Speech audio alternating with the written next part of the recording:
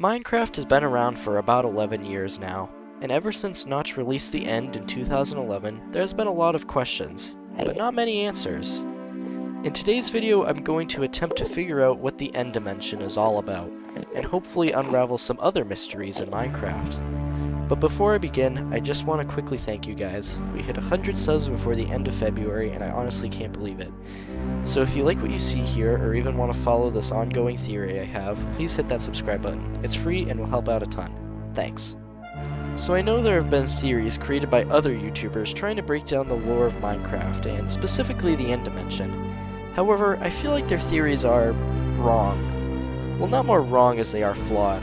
I feel like MatPat has done an excellent job trying to break down what the Endermen are, but I feel like every theory I see on YouTube has some missing evidence that makes the theory not quite add up.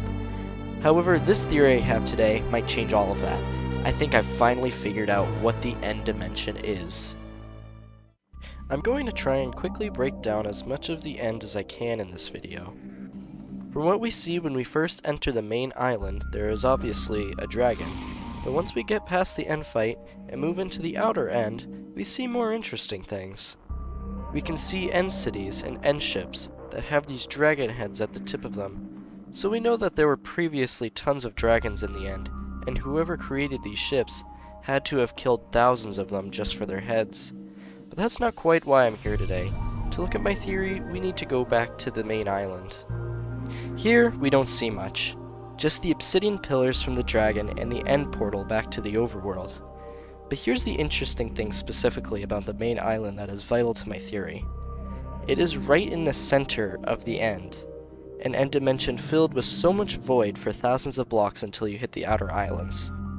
At some point, there was an explosion in the end, an explosion so immense it sent out a shockwave throughout the end that literally shattered it.